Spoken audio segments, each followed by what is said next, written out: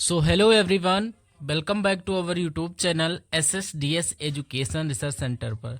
तो आज हम लोग नया टॉपिक डिस्कस करेंगे जो है हेपामरेज इंजेक्शन के बारे में। सबसे पहले आप लोग कोई भी पर्सनल ट्रीटमेंट ना लें, आपने डॉक्टर से सलाह अवश्य ले लें। ये जो वीडियो है नर्सिंग स्टाफ और मेडिकल स्टूडेंट और डॉक्टर लोगों के लिए बनाया गया फॉर इंक्रीजमेंट ऑफ नॉलेज। देखिए, जो हेपामाइज जो इंजेक्शन होता है ये आप कह सकते हैं कि लीवर के लिए एक संजीवनी बूटी की तरीके से कार्य करेगा। ये इतना इम्पोर्टेंट कार्य अदा करता है जो कि मेडिसिन और कोई मतलब कि कर ही नहीं सकती है। देखिए, Hepamerz injection is belong to amino class medicine. मतलब कि हेपामरेज जो इंजेक्शन होता है ये अमीनो एसिड क्लास की मेडिसिन होते हैं जो कि आपको एल ऑर्निथिन के नाम से दिखेगी। ये आपको दिख रहा होगा स्क्रीन पे। L ornithine and L aspartate infusion होता है। ये इंजेक्शन जो होता है आईवी स्लो ड्रॉप इन्फ्यूजन होता है। ये यहाँ पर लिखा है, ये आईवी स्लो ड्रॉप इन्फ्यूजन। देखिए, ये जो इंजेक्शन होता है इसमें L ornithine and L aspartate infusion पाया जाता है, जिसका हम लोग एक्सप्लेनेशन आगे डिटेल से समझने वाले हैं वीडियो के आगे। देखिए, ये जो अमीनो एसिड होता है ये कौन होता है? एल ऑर्निथिन और एल एस्पार्टेट।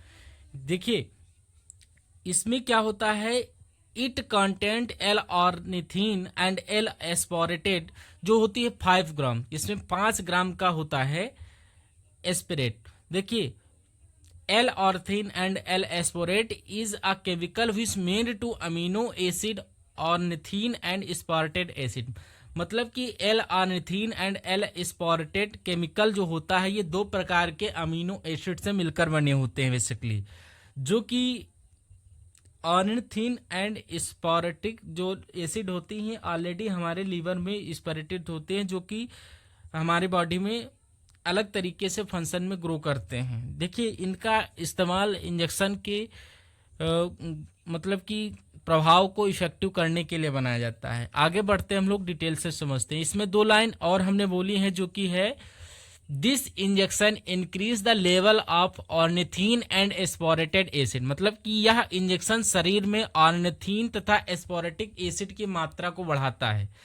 अगर लीवर में प्रॉब्लम है, अगर एल ऑर्निथिन एंड एल एस्पार्टिन नहीं बन रही हैं तो आपको बहुत ज़्यादा मेजर प्रॉब्लम हो सकती हैं।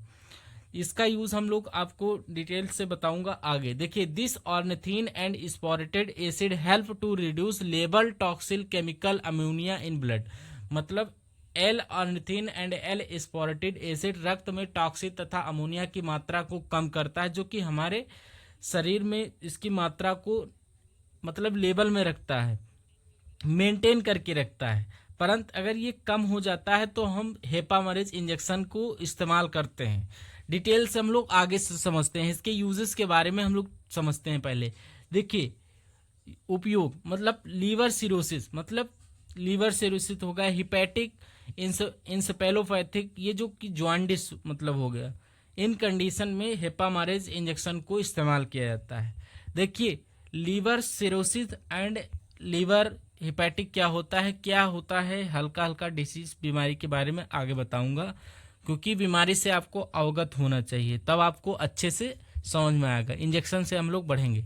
हिपैटिक इंसेफेलोपैथी क्या होता है? देखिए, इसका यूज क्या कहते हैं, जिसे हम देखिए, hepatic encephalopathy also called porto systematic encephalopathy. मतलब कि हिपैटिक इंसेफेलोपैथी को पोर्टो सिस्टमैटिक स्पेलोपैथी भी कहा जाता है। इसमें डिजीज क्या होता है? This disease occurs when liver does not filter toxin and increase the level of toxin in blood. मतलब कि यह बीमारी तब होगी आपको जब हमारा लीवर टॉक्सिन को ठीक से फिल्टर नहीं करता है तथा रक्त में टॉक्सिन की मात्रा को बढ़ा देता है। मतलब कि ऐसी कंडीशन होती है आपके ब्लड में टॉक्सिन का लेवल बहुत ज़्यादा बढ़ रहा है, फिल्टर नहीं हो रहा, तब आपको हिपैटिक इंसेफेलोपैथी की ज़रूरत होती है। ड्यू क्या होता है देखते हैं। Due to increase level of toxin in blood it effect brain and start confusion and mental disorder. मतलब कि टॉक्सिन अगर रक्त में बढ़ता है किसी कारण से, तो मस्तिष्क का प्रभाव मतलब मस्तिष्क को प्रभावित होने लगेगा, मस्तिष्क को प्रभावित करेगा, जिससे कि मरीज को भ्रम तथा मानसिक तनाव जैसी बीमारियां होने लगेंगी।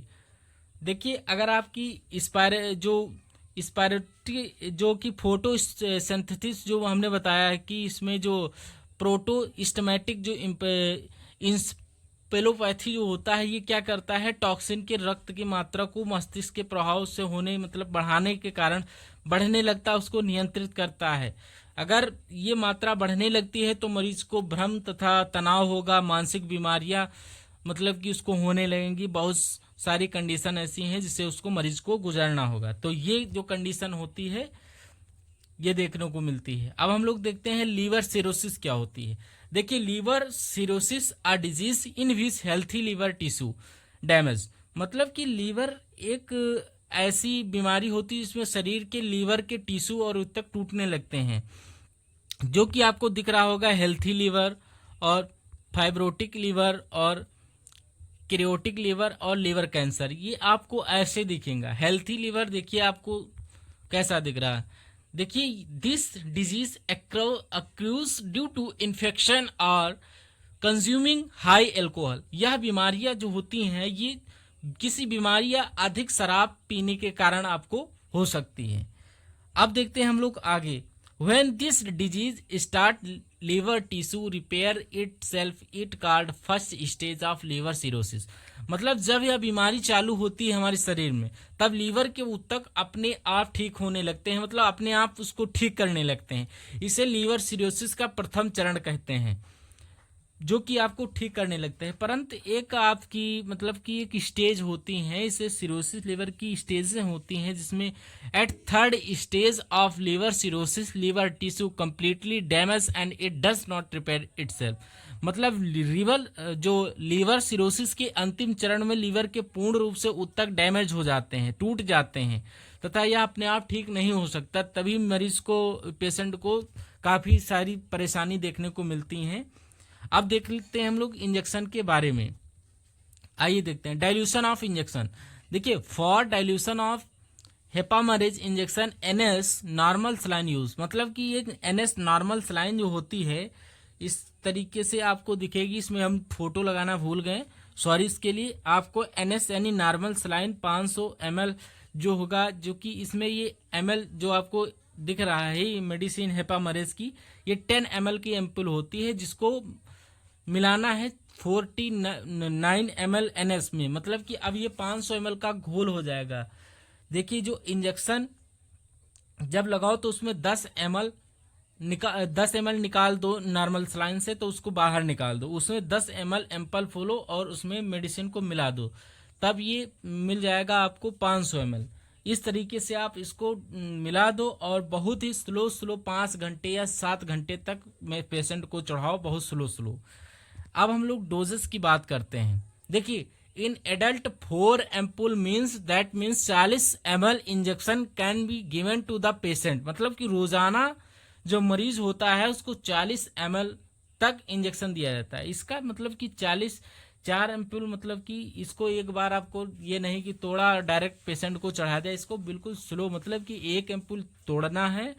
10 ml का एक एम्पुल होता है, तोड़ के 500 NS में मिलाना है और उसमें इसको 5 घंटे तक वो चलेगा। अब उसको मतलब कि कंडीशन के अकॉर्डिंग पेशेंट के हम लोग एक मतलब कि तोड़ के चढ़ाएंगे स्लो, जो कि 5 घंटे में। नोट अब हम लोग देखते हैं, this injection should be given in 5 hour very slowly. मतलब यह 5 से 6 या 7 घंटे तक आप वेरी स्लोली दे सकते हैं। यह जो होता है इंजेक्शन धीरे धीरे मरीज को देना चाहिए, वो भी 8 घंटे में, मतलब कि बहुत स्लोली चढ़ाया जाता है। ये इसकी हम लोग डोजेस के बारे में बात कर ली है, बहुत ज़्यादा इंपॉर्टेंट है, आप इसको नोट कर सकते हैं। अब इसके हम लोग साइड इफेक्ट देखते हैं। देखिए, नोजिया मतलब जी मसलाना, वोमिटिंग उल्टियां होना, स्टमक पेन मतलब पेट में दर्द इन रेयर कंडीशन आपको देखने को मिल सकती है। अब हम लोग कंट्राडिक्शन देखते हैं, किस मरीज को नहीं देना। देखिए, प्रेगनेंसी अवस्था मतलब गर्भ अवस्था है अगर किसी लेडी वगैरह को, वुमेन को, तब उस कंडीशन में हमें ये इंजेक्शन प्रेफर नहीं करना है पेशेंट को। ड्रग एलर्जी मतलब दवाई से अगर किसी पेशेंट को एलर्जी हो रही है देन उस कंडीशन में हमें इंजेक्शन को यूज नहीं करना। तीसरा है जो किडनी डिजीज मतलब किडनी की बीमारी अगर पेशेंट को हो रखी है पहले से तो you can not prefer this injection to patient, मतलब कि ये जो इंजेक्शन होगा आपको पेशेंट को नहीं अप्लाई करना होगा। तो ये इसके कंट्राडिक्शन हो गए और साइड इफेक्ट की बात हमने कर ली। तो आज के लिए इतना ही रखते हैं। वीडियो आपको अगर पसंद आई है भाई साहब, अगर आप चैनल पर नए विजिट किए हैं तो चैनल को सब्सक्राइब करके बेल आइकन को प्रेस करके तभी जाएं और वीडियो को अंत तक जरूर देखें। तो चलते हैं, आज के लिए इतना ही रखते हैं। अब हम लोग एक नए टॉपिक के साथ आपको मिलेंगे, तब तक के लिए जय हिंद, वंदे मातरम।